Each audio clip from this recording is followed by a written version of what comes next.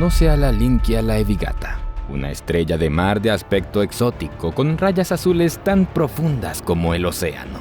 Aunque muchos aficionados a los acuarios se sienten tentados a adquirirla, su tasa de supervivencia en cautiverio, propia de la región del Indo-Pacífico, es lamentablemente muy baja. Podrías pensar que esta belleza es extremadamente frágil, y en cierto sentido lo es. Pero, al mismo tiempo, es una de las especies más resistentes del planeta. Sorprendentemente, puede regenerarse completamente a partir de una sola de sus rayas restantes, dando lugar a una nueva Lynkia laevigata. Y esto no es ni de lejos el caso más extraordinario de la vida triunfando sobre la muerte. Algunos animales han evolucionado para sobrevivir sin órganos vitales, soportar agua hirviendo e incluso resistir el vacío absoluto. ¿Quiénes son estos increíbles héroes que desafían las leyes de la física? Animales que pueden vivir después de la muerte.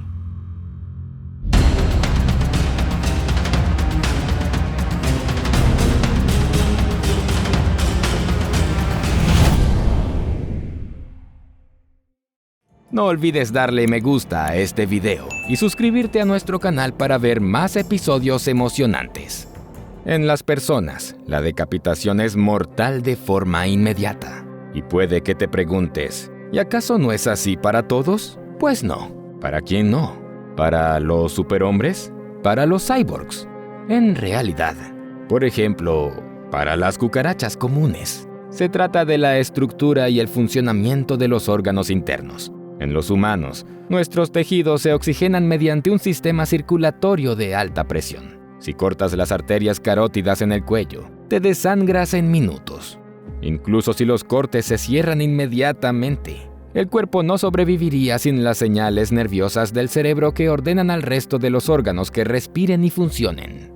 Porque cuando se corta la cabeza, se corta la conexión del cerebro con el resto del cuerpo. El aparato respiratorio humano se encuentra en gran parte en la cabeza. Allí, nuestra nariz y boca son los lugares por donde entra el aire a nuestro cuerpo. Desde allí, el aire entra en la tráquea y los pulmones, donde la sangre se satura de oxígeno. El oxígeno llega a todos los órganos y tejidos del cuerpo y, a su vez, elimina el dióxido de carbono producido por los procesos metabólicos. En otras palabras, si hay una pérdida de sangre importante y la presión arterial baja, el oxígeno no podrá llegar a todas las partes del cuerpo, provocando la muerte. Pero las cucarachas, como la mayoría de los insectos, funcionan de otra manera. Respiran a través de una red de tubos conectados a aberturas llamadas espiráculos ubicados en la superficie del cuerpo. En otras palabras, el oxígeno no se transporta a través del sistema circulatorio. Su cerebro procesa principalmente la información sensorial de sus ojos y antenas. Pero muchas otras acciones, como correr y responder al tacto, son procesadas por minicerebros, ganglios en cada segmento corporal. Los ganglios son grupos de tejido nervioso capaces de realizar funciones básicas responsables de las reacciones. Las cucarachas son capaces de hacer muchas cosas sin cerebro, utilizando solo estos ganglios. Entonces, ¿qué sucede cuando se decapita a una cucaracha? En realidad, es algo bastante asombroso. Su cabeza puede seguir viviendo su propia vida durante varias horas, moviendo sus antenas y reaccionando a la luz y otros estímulos. También perderá solo unas gotas de hemolinfa, que reemplaza la sangre, y la herida se cerrará rápidamente con algo así como un coágulo de sangre. El estudio científico de la cucaracha sin cabeza fue realizado por el neurocientífico George Horwich en 1962. En el experimento, las cucarachas sin cabeza fueron colocadas sobre una solución salina que les aplicaba una descarga eléctrica en una de sus patas. Con el tiempo, los insectos aprendieron a mantener las patas elevadas para evitar la electrocución. En otro estudio que midió la frecuencia cardíaca de cucarachas que no habían sido decapitadas, los científicos apenas podían sujetar a estos insectos mientras intentaban escapar. Pero sin cabezas, las cucarachas demostraron ser objetos de movimiento lento y perfectamente dóciles que no se retorcían ni corrían a ninguna parte. Una cucaracha decapitada eventualmente moriría de hambre y sed, pero eso podría suceder en unas pocas semanas. Sí, puede que las cucarachas sean una de las especies más resistentes de la Tierra, pero no son capaces de causar daños después de morir como nuestros próximos héroes. Si molestas a una abeja viva, es probable que te pique, pero también te puede picar si la abeja está muerta. Las abejas tienen aguijones adheridos a su vientre, por lo que si las miras de cerca, verás la punta que sobresale del vientre. No todas las abejas tienen aguijón, pero las abejas obreras hembras sí, ya que son las encargadas de proteger la colmena. Las abejas obreras macho tienen un abdomen más grande, por lo que parecen más intimidantes, pero no tienen aguijón y solo pueden zumbar agresivamente.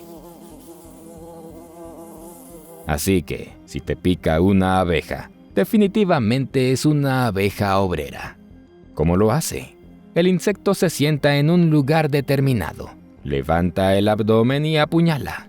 Junto con él, un veneno llamado apitoxina entra en el cuerpo. El componente activo de la apitoxina, la melitina, activa los receptores del dolor. Por eso la picadura de abeja es tan dolorosa. No sería lo mismo sin el veneno. Pero eso no es todo. Las abejas obreras tienen aguijones dentados.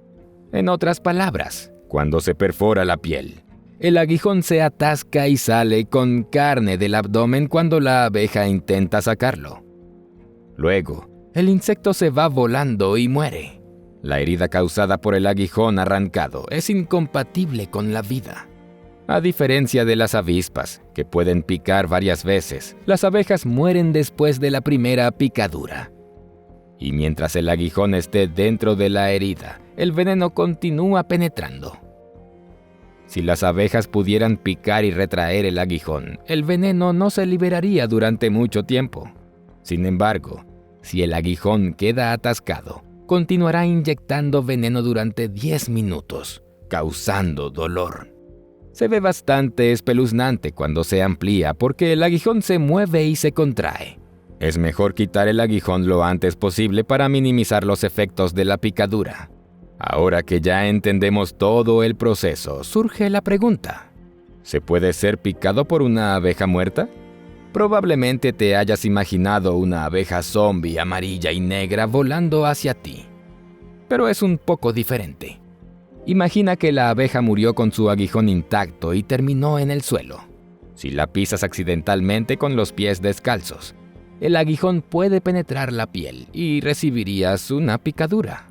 El veneno del aguijón permanece durante algún tiempo, incluso después de que la abeja muera, por lo que sentirías el mismo dolor que si te hubiera picado una abeja viva. Esta situación puede ser inusual en casa, pero en algún lugar de una llanura cubierta de hierba o en un parque es bastante posible. Así que, si te gusta caminar descalzo sobre la hierba, ten cuidado. Ahora, veamos a los famosos e inofensivos representantes de la fauna, que, sin embargo, pueden hacer trucos inesperados. Estamos hablando de los pollos. Probablemente hayas oído que pueden correr incluso después de que les hayan cortado la cabeza. ¿Significa que el cerebro de los pollos está ubicado en otro lugar? No, no es así. Es un poco diferente. Los pollos tienen un sistema nervioso bastante desarrollado. No tan desarrollado como el de los humanos, pero en líneas generales similar. Los nervios recorren todo el cuerpo, como una red de cableado eléctrico en un gran edificio. Muchos de ellos terminan cerca de la superficie de la piel. Gracias a estas terminaciones nerviosas, sentimos el tacto. Llevan señales desde el cerebro y hacia el cerebro. Por lo tanto, los nervios pueden hacer que un pollo se mueva, incluso después de que le hayan cortado la cabeza. Ahí es cuando se pierde la conexión con el cerebro. Así es como funciona. Cuando tocas algo, una pequeña corriente eléctrica viaja a lo largo de un nervio hasta tu cerebro para hacerle saber lo que ha sucedido. Sería como encender un interruptor para que la electricidad viaje por el cable hasta la bombilla. Cuando la señal llega al cerebro, este decide qué hacer al respecto y envía otra pequeña corriente eléctrica de vuelta por un nervio diferente, llamado nervio motor, que indica a los músculos que se muevan. A veces, la señal no tiene por qué llegar necesariamente al cerebro. Llega a determinados grupos de nervios de la médula espinal, y allí se forma una retroalimentación. La decisión condicionada sobre qué hacer se envía de vuelta por el nervio motor y la persona mueve el brazo o la pierna. Un ejemplo sencillo: tocas algo muy caliente y tu médula espinal reacciona al instante. Retiras la mano antes de darte cuenta de lo que ha sucedido. Eso se llama acción refleja. Cuando se corta la cabeza de un pollo, la presión del hacha activa todas las terminaciones nerviosas del cuello, lo que provoca una pequeña pero extensa descarga electroquímica que viaja a lo largo de todos los nervios que conducen de vuelta a los músculos, ordenándoles que se muevan. El resultado es que el pollo puede batir las alas y correr, aunque ya esté esencialmente muerto. Pero la decapitación no siempre acaba con la muerte de los pollos. El ejemplo de Miracle Mike, un gallo, lo demuestra. Después de que le cortaran la cabeza, vivió otros, 18 meses. ¿Acaso se trata de una broma o han intervenido fuerzas mágicas? No y no. Fue un caso documentado científicamente, y lo explicaremos en un momento. En el caso de Mike, el granjero que intentó matarlo golpeó el hacha demasiado alto y parte del cerebro del ave quedó en la parte superior de su cuello, permitiéndole sobrevivir. No se desangró hasta morir porque se había formado un coágulo de sangre. ¿Por qué el cerebro estaba en una posición tan extraña? Esto sucede cuando el cráneo no tiene suficiente espacio para todo el cerebro debido a las grandes cuencas de los ojos. Es por eso que parte de él aparece en la parte superior del cuello. ¿Cómo pasó esta víctima 1 año y medio sin comer? En realidad, lo alimentaron, aunque parecía muy inusual y espeluznante. A Mike le daban leche y agua por lo que le quedaba de la garganta. Este caso único hizo famoso a Mike en los Estados Unidos y todos los años, en Colorado, en mayo, se celebra el Día de Mike, el pollo sin cabeza. Por supuesto, a pesar de lo extraño de la situación, la cabeza de Mike no volvió a crecer. Pero nuestros próximos personajes muestran increíbles capacidades regenerativas y demuestran que los cerebros de algunas criaturas vivientes pueden estar ubicados en los lugares más inesperados. Los pulpos son capaces de hacer cosas asombrosas. Pueden resolver rompecabezas, abrir frascos, cambiar su forma y color e incluso editar su propio ARN. Esto último es especialmente interesante porque el ARN no es ADN, que contiene todo el código genético de un pulpo, pero es algo similar. Resulta que el pulpo, como especie, está literalmente a un paso de poder cambiar su propio código genético. Esta capacidad es el sueño de los futurólogos y transhumanistas. Pero eso no es todo. Sus tentáculos son literalmente voluntarios. Toman decisiones por sí mismos, sin instrucciones del cerebro. El pulpo tiene 500 millones de neuronas, pero más de la mitad de ellas están fuera del cerebro. ¿Dónde están? Cada tentáculo tiene un pequeño grupo de células nerviosas llamadas ganglios. ¿Recuerdas que los mencionamos cuando hablamos sobre las cucarachas? Un grupo ha evolucionado para convertirse en el cerebro dominante. Otros controlan el movimiento, lo que significa que los pulpos en realidad tienen 8 minicerebros independientes y un cerebro central más grande. Estos ganglios periféricos pueden comunicarse entre sí a través de un anillo neuronal, lo que permite que los tentáculos coordinen movimientos independientemente del cerebro. ¿Qué logra esta biología única? Las extremidades cortadas del pulpo pueden responder a los estímulos incluso 1 hora después de la separación. Pueden extenderse, agarrar e incluso tratar de llevar comida a la boca que ya no existe. Te recuerda a la mano que se arrastra de la familia Addams, ¿verdad? Cierta información pasa por alto el cerebro central por completo. ¿Cómo es posible? Bueno, sucede que la participación del cerebro no siempre es necesaria. Las neuronas en los tentáculos del pulpo pueden recibir información sensorial del entorno y luego moverse como lo necesiten para realizar tareas simples. ¿Qué aporta esto?, te preguntarás. Una importante ventaja evolutiva, por supuesto. Solo imagina 8 centros de pensamiento adicionales para procesar los estímulos entrantes. Le permite al pulpo reaccionar mucho más rápido. Es por esto que su sistema nervioso es muy diferente del sistema nervioso altamente centralizado de los humanos y otros vertebrados. Pero, ¿cómo saber si un tentáculo está controlado por un cerebro central o ganglio en un momento determinado? El equipo de la Universidad de Washington siguió los movimientos del molusco y llegó a la siguiente conclusión. Tal vez la clave esté en la sincronicidad. Si los tentáculos se mueven juntos, es probable que el cerebro dominante sea el responsable de la acción. Pero si cada uno actúa por su cuenta, lo más probable es que estén guiados por sus propios minicerebros. Dado que cada tentáculo tiene un cerebro, ¿es posible que crezca un nuevo pulpo a partir de una extremidad cortada, al igual que una estrella de mar crece a partir de una raya? Te decepcionaremos. No, tal milagro no sucederá. Pero un pulpo puede regenerar un tentáculo. Entonces, ¿qué sucede exactamente cuando un pulpo pierde un tentáculo? En 3 días, toda una cascada de señales químicas señalará la formación de una protuberancia en el lugar del corte. Una masa de células madre y una enorme cantidad de vasos sanguíneos se dirigirán al lugar. En los próximos 100 días, el extremo del tentáculo volverá a crecer. Esta reducción está controlada por una proteína llamada proteína acetilcolinesterasa o ACHE. Nosotros también tenemos esta proteína, pero es menos activa. Los científicos esperan utilizar el truco de la ACHE para regenerar las extremidades en humanos, aunque, por supuesto, se trata de una perspectiva muy lejana.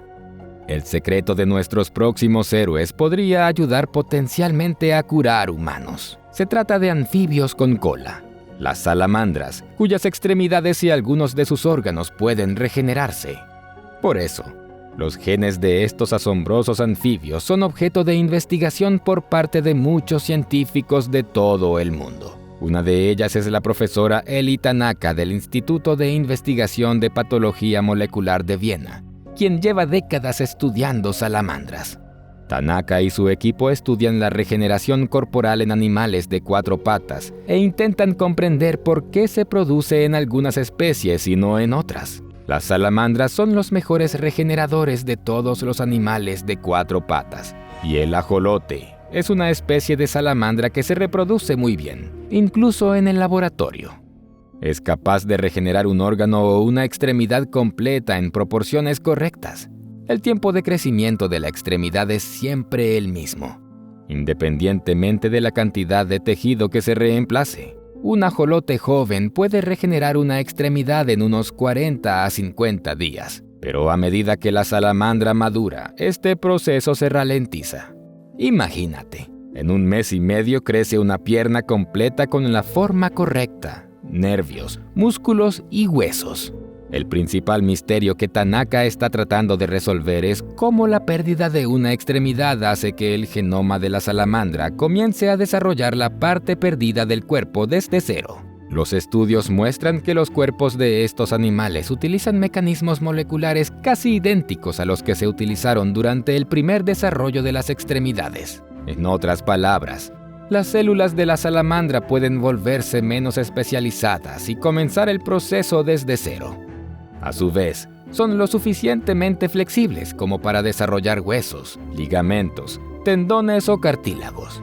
Si bien Tanaka no espera que las células humanas se comporten de la misma manera que las células de la salamandra, espera que su equipo pueda crear un grupo de células madre humanas que puedan regenerarse mucho más eficientemente. Así, en teoría, las personas podrán recuperarse más rápidamente de lesiones graves.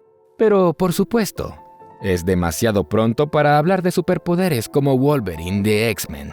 Otro grupo de investigadores llevó a cabo un experimento en el que amputaron los apéndices de 2 especies de peces con aletas radiadas, el pez cebra y el bichir, así como de la salamandra ajolote previamente mencionada. Estas especies tienen la capacidad de regenerar aletas o extremidades. Posteriormente, los investigadores analizaron el ARN de las zonas de amputación y encontraron 10 microARN diferentes, pequeños fragmentos de ARN que están presentes en ambas especies. Además, descubrieron que estos microARN parecen desempeñar funciones similares en el proceso de regeneración.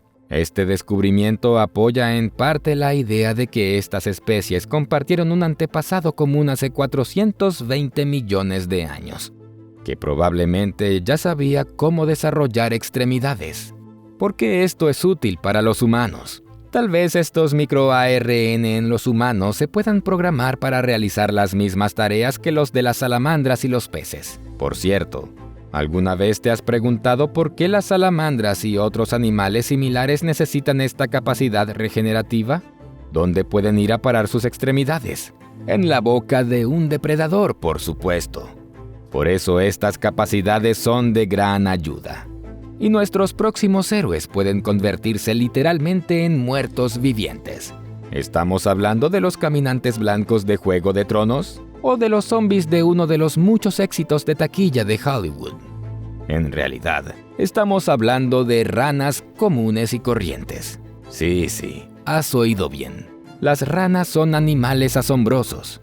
A pesar de su frágil apariencia, tienen innumerables estrategias para hacer frente a los climas más duros. Se las puede encontrar por encima del círculo polar ártico, en desiertos, selvas húmedas y entre ambos extremos. Algunas de sus estrategias para sobrevivir en condiciones extremas son muy ingeniosas, como la hibernación y la estivación, es decir, la hibernación de invierno y de verano. La hibernación es una respuesta típica a un invierno frío en climas templados. Una vez que el anfibio encuentra un lugar adecuado protegido del clima invernal y de los depredadores, su metabolismo se ralentiza enormemente. Con la llegada de la primavera, despierta y comienza a alimentarse y reproducirse. Las ranas acuáticas, como la rana leopardo y la rana toro americana, suelen pasar el invierno bajo el agua. Las ranas terrestres suelen pasar el invierno en tierra firme. Especies como los sapos americanos y otras ranas expertas en excavar cavan profundamente en el suelo, llegando a zonas por debajo de la línea de congelación para protegerse del frío extremo. Otras ranas, como la rana de los bosques, buscan refugio en grietas profundas de troncos o rocas, o se ocultan entre las hojas. Sin embargo, estos lugares no ofrecen tanta protección contra el frío, lo que significa que las ranas que habitan allí pueden congelarse junto con su entorno. Sin embargo, las ranas no mueren. ¿Por qué? Tienen anticongelante de verdad. La alta concentración de glucosa en los órganos vitales de la rana evita que se congelen y se formen cristales de hielo, destructivos para los tejidos blandos del cuerpo. La sangre también comienza a producir una mezcla de glucosa y glucógeno. A medida que baja la temperatura, esta mezcla es absorbida por las células, manteniéndolas elásticas e impidiendo que se formen cristales de hielo. Entonces, ¿qué le sucede a un anfibio parcialmente congelado? Dejará de respirar y su corazón dejará de latir. La rana parecerá completamente muerta, pero cuando la temperatura suba por encima del punto de congelación, las partes congeladas de la rana se descongelarán y su corazón y pulmones comenzarán a funcionar de nuevo. Una rana puede pasar por varios ciclos de endurecimiento y descongelación. La hibernación estival es una respuesta a la prolongada estación seca en algunas regiones tropicales. Las ranas más famosas que hibernan son la rana cornuda adornada de América del Sur y la rana toro africana. Cuando comienza la estación seca, se entierran en el suelo e hibernan durante varios meses. Pero antes de eso, hacen un truco inteligente. Se deshacen de varias capas de piel, formando un capullo prácticamente impermeable que envuelve todo el cuerpo, dejando solo las fosas nasales abiertas para respirar. Las ranas permanecen en esta forma durante toda la estación seca. Cuando se reanudan las lluvias, se liberan de sus capullos y caminan por el suelo húmedo hasta la superficie. Esta situación es similar para algunas especies de moscas. Algunas especies son tan resistentes a la congelación que pueden sobrevivir incluso a la inmersión en nitrógeno líquido a temperaturas de casi menos 200 grados centígrados o menos 328 grados Fahrenheit sin sufrir efectos nocivos. Vladimir Kostal, de la Academia Checa de Ciencias, estaba fascinado por la capacidad de algunos insectos para sobrevivir a la congelación. Observó que este proceso difiere entre especies resistentes y vulnerables, por lo que investigó el tema más a fondo.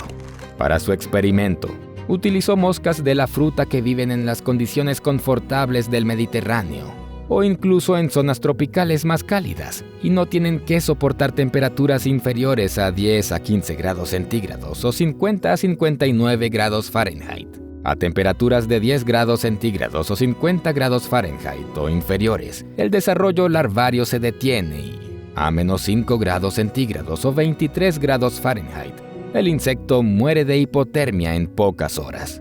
Al mismo tiempo, Costal y sus colegas observaron que la mosca de la malta Chimomysa costata, pariente de la Drosophila, es muy resistente a las heladas. Sus larvas sobreviven con éxito a la congelación en nitrógeno líquido y a la descongelación. Además, un punto importante. Durante el estudio, resultó que la Chimomysa costata a temperaturas más bajas acumula una gran cantidad del aminoácido prolina, que tiene buenas propiedades anticongelantes. Con este conocimiento en mente, los científicos han intentado mejorar la tolerancia al frío de Drosophila fruticosa. ¿Cómo lo hicieron? De manera similar a los humanos, utilizando el endurecimiento y una dieta especial. A las larvas experimentales se les suministraron grandes dosis de prolina y se estableció un régimen de temperatura controlada en su jaula. Durante una parte del día, la temperatura allí era de 11 grados centígrados o 52 grados Fahrenheit, y luego se redujo a 6 grados centígrados o 43 grados Fahrenheit. De esta manera, los científicos criaron varias generaciones de Drosophila y colocaron las larvas en un ambiente de menos 5 grados centígrados o 23 grados Fahrenheit. Aproximadamente la mitad del agua en sus cuerpos se convirtió en hielo. ¿Crees que ese fue el triste final del experimento? No lo fue. Algunos individuos sobrevivieron a la descongelación. Alrededor del 15% de las larvas lograron pasar con éxito a la etapa de pupa, y alrededor del 9% se convirtieron en adultos normales. Increíble, ¿verdad? Nuestros próximos héroes no ralentizan su desarrollo, pero seguro que saben cómo detener el envejecimiento. Mucha gente sabe que las tortugas tienen una vida longeva, pero no todos conocen que también pueden sobrevivir sin algunos de sus órganos vitales durante un tiempo. Pero antes de profundizar en esto, lo más importante es: las tortugas tienen un metabolismo lento que les permite mantener sus órganos funcionando durante más tiempo, lo que contribuye a su longevidad. Requieren solo una pequeña cantidad de alimento y, debido a sus movimientos lentos, consumen poca energía. Además, sus cerebros necesitan poca cantidad de oxígeno, lo que les permite funcionar durante días, semanas e incluso más tiempo sin este recurso esencial. En el siglo XVII, el médico italiano Francesco Redi realizó un experimento no apto para pusilánimes. Le extrajo el cerebro a una tortuga. El animal vivió 6 meses más. Luego, Redi le quitó la cabeza y, para su sorpresa, permaneció viva durante casi un mes. Parece increíble, pero hay pruebas de que algo así ha sucedido. Es difícil creer que los movimientos de las tortugas estén controlados por la memoria muscular. Otra característica inusual de estos animales es que su corazón sigue latiendo hasta 12 horas después de haberlo sacado del cuerpo. Y hay más información sobre la longevidad de las tortugas. En 2023, una tortuga gigante de Aldabra llamada Jonathan celebró sus 191 cumpleaños, convirtiéndose en el animal terrestre vivo más antiguo del mundo. Pero la tortuga también es un animal que envejece lentamente, junto con las serpientes y los cocodrilos. No son inmortales. Sin embargo, su probabilidad de morir no está directamente relacionada con su edad, a diferencia de los humanos, cuya probabilidad de morir aumenta con los años. Por ejemplo, mientras que una tortuga tiene un 1% de posibilidad de morir en un año a los 10 años, a los 100 años esa probabilidad sigue siendo del 1%. Este fenómeno se conoce como envejecimiento leve. Los científicos también han descubierto que los animales con defensas físicas o químicas incorporadas, como un caparazón duro, crestas puntiagudas o una mordedura tóxica, envejecen más lentamente y viven más que los animales que no las tienen. Entonces, en general, las principales características de los animales de envejecimiento lento son la presencia de adaptaciones protectoras, un mayor tamaño y una maduración más prolongada con un metabolismo más lento. Los caparazones y las espinas protegen a los animales de los depredadores, pero no pueden protegerlos de amenazas como el cambio climático y la pérdida de hábitat.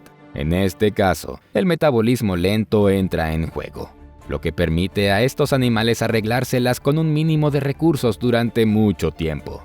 La baja mortalidad también es necesaria para que las tortugas sobrevivan una década o más antes de llegar a la edad en la que pueden reproducirse por primera vez. ¿Por qué necesitamos este conocimiento los humanos?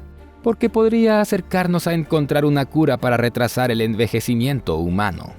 En otras palabras, las tortugas y otros reptiles de envejecimiento lento podrían servir como modelos para estudiar los procesos fisiológicos y genéticos que subyacen al envejecimiento, lo que nos permitiría entender mejor cómo ralentizarlo o incluso prevenirlo. Las serpientes no son menos asombrosas. ¿Qué capacidad conservan después de la muerte? Vamos a descubrirlo. En el estado de Texas ocurrió un incidente inusual. Jennifer Sutcliffe estaba trabajando con su esposo en el patio trasero cuando notó una serpiente de cascabel de 1,2 metros de largo. Su esposo decapitó al reptil con una pala para proteger a su esposa. Luego se agachó para deshacerse de él, y la cabeza lo mordió en el brazo. Suena más como la trama de una película de zombies, ¿no? Y sin embargo, este caso ocurrió. Casi lo mismo sucedió en 2014 en China. Allí, un chef estaba preparando un raro manjar, sopa de cobra, cuando una serpiente decapitada le dio una mordida fatal. Pero, ¿cómo es esto posible? La respuesta está en la fisiología de las serpientes. Son criaturas de sangre fría, lo que significa que obtienen calor de fuentes externas como la luz solar y superficies cálidas. Como las serpientes no necesitan mantener su temperatura corporal interna, no requieren tanta energía como las criaturas de sangre caliente. Si un mamífero pierde la cabeza, pierde la capacidad de funcionar de cualquier manera y muere casi inmediatamente. Pero las serpientes y otros animales similares, que no necesitan mucho oxígeno para alimentar sus cerebros, probablemente puedan vivir minutos o incluso horas después de la supuesta muerte. O, más correctamente, cortar la cabeza no resultará en una muerte inmediata. Por supuesto, la serpiente en el caso de Texas puede no haberse dado cuenta de que ya no tenía cuerpo. Lo más probable es que simplemente sintiera el dolor y luego intentara defenderse. Los científicos aún debaten si las serpientes venenosas inyectan más veneno en animales más grandes que en los más pequeños, y si lo hacen de manera consciente. En este caso en particular, los científicos sugirieron que la serpiente no tenía control sobre la cantidad de veneno que inyectaba al hombre. Esto podría explicar por qué el hombre en Texas necesitó hasta 26 dosis de antídoto en el hospital, una cantidad mucho mayor de lo que la mayoría de los pacientes requiere. Por lo tanto, las serpientes conservan sus reflejos durante un tiempo, incluso después de perder la cabeza. Pero en el reino animal, algunos pueden perder algo más que la cabeza y aún así sobrevivir. Y esos son los platelmintos.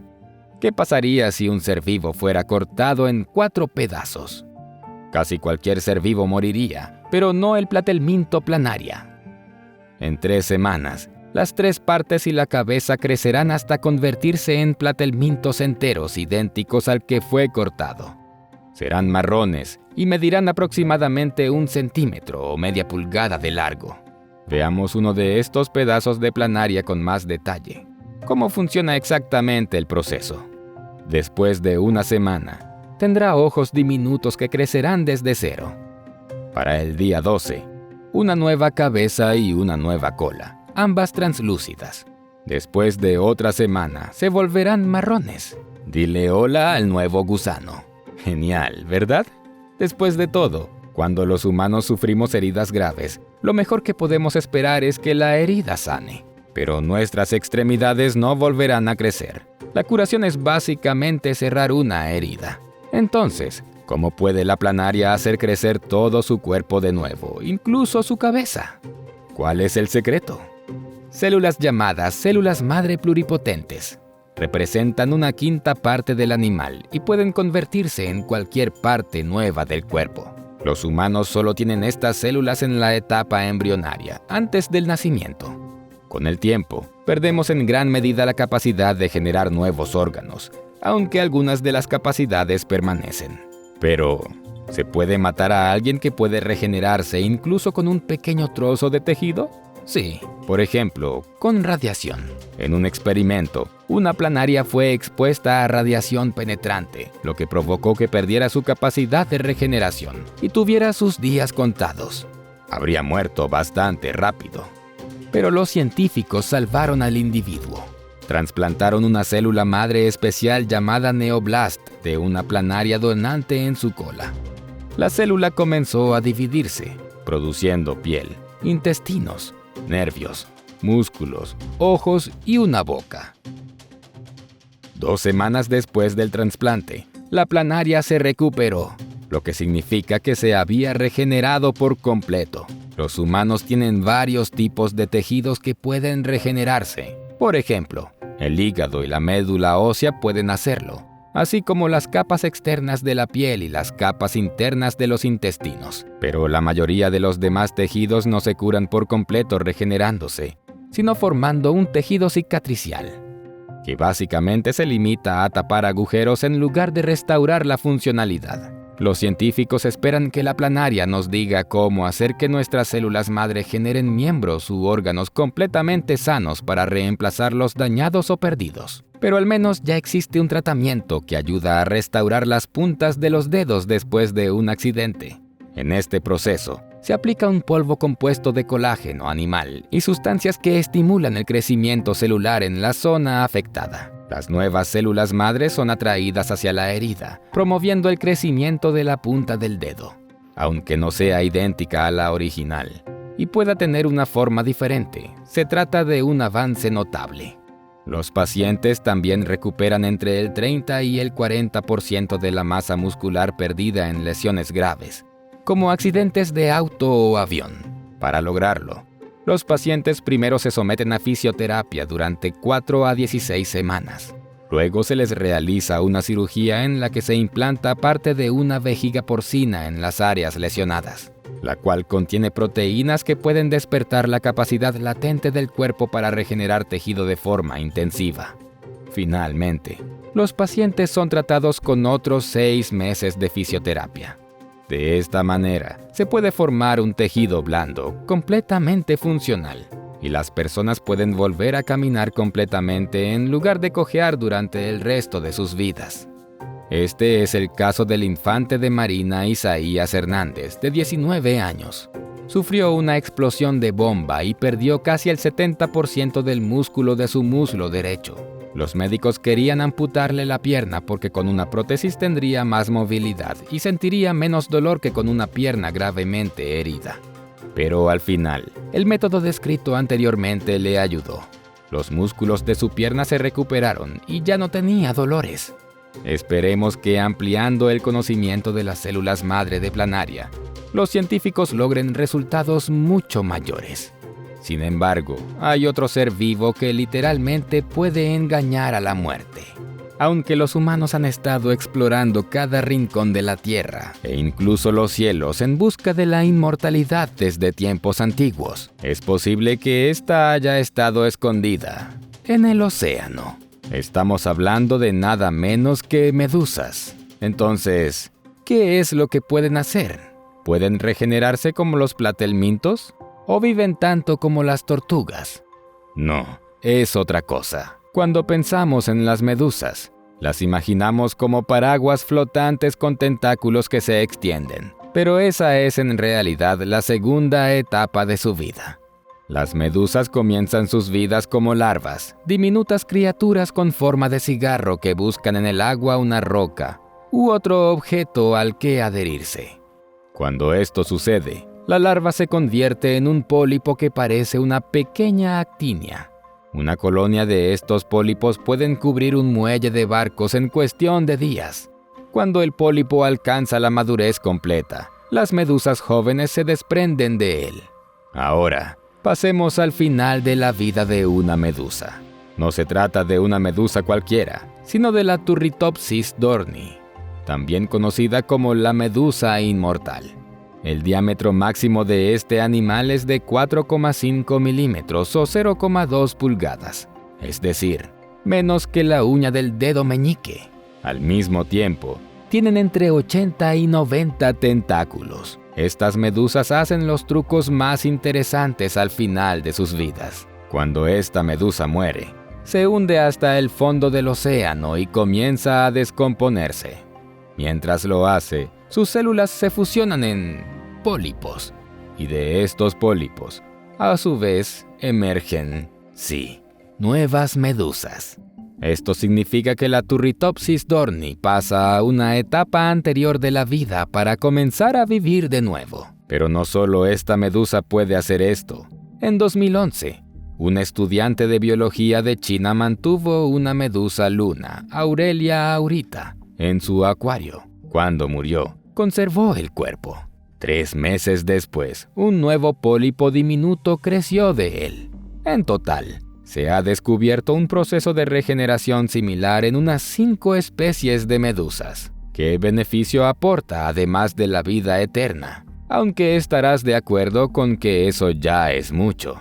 El truco es que cuando una medusa se debilita por la edad, una enfermedad, o se enfrenta a un peligro, puede activar su increíble mecanismo de supervivencia y regenerarse. Al hacerlo, su campana y sus tentáculos comienzan a descomponerse. A continuación, se convierte en un pólipo y luego vuelve a convertirse en una medusa. Y esto puede suceder una y otra vez. Es decir, esta pequeña criatura, en sentido figurado, pulsa el botón de reinicio. Una medusa puede dar un salto atrás en su proceso de desarrollo como respuesta no solo a un daño físico, sino incluso a la inanición. El resultado es la aparición de un individuo genéticamente idéntico a la medusa herida. ¿Pueden los científicos utilizar este conocimiento para crear una receta de la inmortalidad para los humanos? La investigación aún no ha dado resultados concretos, pero quién sabe lo que depara el futuro. Pasemos ahora a otras criaturas acuáticas capaces de repararse a sí mismas. Si vives cerca de un cuerpo de agua dulce, es probable que haya una cerca de ti ahora mismo. Estos pequeños invertebrados se pueden encontrar en estanques, lagos, arroyos y ríos, generalmente en la parte inferior de las rocas o las hojas, y allí, justo delante de ti, están envejeciendo, aunque no biológicamente. La criatura en cuestión es una hidra. Sí, probablemente estés pensando en ese monstruo acuático mítico griego cuya leyenda cuenta cómo le crecen nuevas cabezas para reemplazar una cabeza cortada. Las hidras reales están muy lejos de esta criatura con forma de serpiente. Parecen pequeños tubos con tentáculos que sobresalen en un extremo. Las hidras miden solo unos 25 milímetros o aproximadamente 1 pulgada de largo, y tienen tentáculos en el extremo de su cuerpo tubular para atrapar presas como larvas de insectos. Pero en realidad se parecen a esos monstruos míticos en un aspecto. Si le cortas la cabeza a la hidra, le crecerá una nueva. Y si la cortas en varias partes, obtienes varias hidras nuevas. ¿Cómo les crecen cabezas nuevas a las hidras? Resulta que utilizan genes diferentes cuando regeneran una nueva cabeza debido a un traumatismo, y cuando crece en su reproducción asexuada, la gemación. Al hacerlo, producen constantemente nuevas células madre, brotando células nuevas cada 3 o 4 semanas. Esto significa que, en promedio, las hidras reemplazan todas sus células en 20 días. La mayoría de ellas son células madre, es decir, pueden dividirse continuamente y convertirse en cualquier tipo de célula del cuerpo. Hablamos de ellas cuando hablamos de los platelmintos. Todo esto significa que, a medida que envejecen, las hidras no se debilitan ni empeoran a la hora de atrapar alimento o reproducirse. En otras palabras, no envejecen de la misma manera que nosotros. Para estudiar este proceso más a fondo, los científicos comenzaron en 2015 un experimento. Crearon condiciones ideales para las hidras con alimentación regular y cambios de agua. Observaron a los sujetos durante 8 años y descubrieron que la tasa de mortalidad se mantuvo constante y muy baja durante todo el período. La tasa de natalidad tampoco cambió. En otras palabras, en condiciones ideales, la hidra es casi inmortal y eternamente joven. Puede vivir años, décadas y siglos, aunque eso no significa que la hidra no pueda morir. Esto ocurrirá si se acaba la comida, si un pez se la come o si el agua se contamina. De hecho, estas criaturas son tan sensibles a los contaminantes ambientales, como los metales y los productos farmacéuticos, que se han utilizado para medir los efectos de estas sustancias. Como puedes imaginar, no existen condiciones ideales de laboratorio en la naturaleza, por lo que las hidras mueren por enfermedades, depredadores y la contaminación del agua. Sin embargo, pueden ser ellas las que den pistas a los científicos sobre por qué la mayoría de los animales envejecen. Ahora, pasemos a las criaturas que casi nada puede detener ya. Son capaces de sobrevivir a la exposición a la radiación, a líquidos hirviendo y a una presión 6 veces superior a las de las profundidades del océano. También pueden sobrevivir a la deshidratación total, al vacío espacial y a la congelación. No estamos hablando de unos cyborgs invulnerables, sino de los silenciosos caminantes, también conocidos como osos de agua o lechones de musgo. Estos animales casi microscópicos se parecen a la oruga fumadora de pipa de agua de Alicia en el País de las Maravillas. Al mismo tiempo, viven en el mar, en agua dulce y en la tierra, más precisamente, en una fina capa de agua que cubre partículas de tierra u hojas de musgo. Estas criaturas miden solo entre 0,05 y 1,2 milímetros, o 0,002 a 0,05 pulgadas de largo. Sin embargo, estos diminutos seres pueden hacer cosas que nosotros ni siquiera podemos imaginar. Entonces, ¿cuál es la base de sus superpoderes? Estas criaturas tienen una estrategia inusual y muy efectiva para sobrevivir en condiciones desfavorables. Pueden caer en un estado llamado criptobiosis. Es un estado que no es muy diferente de la muerte.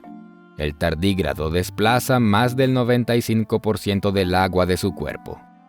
Retrae la cabeza y las patas y se enrosca formando una bola deshidratada como esta.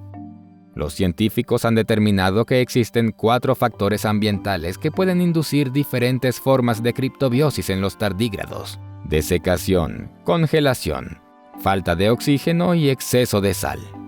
Durante la criptobiosis, el metabolismo de los tardígrados cae a solo el 0,01% de los niveles normales. Sus células durante este tiempo están protegidas del daño por proteínas solubles en agua, conocidas como proteínas desordenadas de los tardígrados, o TDP. Estas, sorprendentemente, son exclusivas de estos animales. Entonces, cuando las proteínas desordenadas de los tardígrados eliminan agua de sus cuerpos, las moléculas de TDP forman un capullo resistente, similar al vidrio, alrededor de las células. Este capullo protege el material celular, preservando la capacidad del pequeño animal para recuperarse cuando las condiciones son favorables, y lo logra con éxito. Este proceso los ayuda a sobrevivir incluso en el espacio exterior, por ejemplo. Algunas especies de tardígrados pueden sobrevivir a un viaje de 10 días a la órbita baja de la Tierra y regresar después de haber estado expuestas a la intensa radiación ultravioleta y al vacío espacial. El experimento se llevó a cabo en 2007 en la plataforma experimental Biopan 6, proporcionada por la Agencia Espacial Europea. Los individuos disecados se mantuvieron en la órbita terrestre a una altitud de 258 a 281 kilómetros sobre el nivel del mar, o 160 a 175 millas, en la superficie exterior de la nave espacial. El experimento demostró que los tardígrados toleraban bien los efectos del vacío espacial. Pero la presión combinada del vacío y la radiación solar fue un desafío. La tasa de supervivencia se redujo significativamente. Sin embargo, fueron los primeros organismos, además de los líquenes y las bacterias, en soportar tales condiciones. Sin embargo, los tardígrados tienen debilidades. Literalmente se marchitan con el calor. Por ejemplo, en temperaturas del agua de 37,8 grados centígrados o 100 grados Fahrenheit, pueden morir en solo un día. Así que su resistencia tiene un límite, a diferencia de las bacterias extremófilas, que viven en los respiraderos de los volcanes. Los tardígrados solo pueden soportar altas temperaturas durante un corto periodo de tiempo. ¿Qué fue lo que más te impresionó de los tardígrados? Compártelo en los comentarios. Decapitación, descuartizamiento, desecación, congelación, privación de extremidades. Algunos animales pueden soportar esto y mucho más. Todo gracias a mecanismos de adaptación únicos que les permiten sobrevivir en condiciones extremas. ¿Qué otras habilidades invaluables esconden?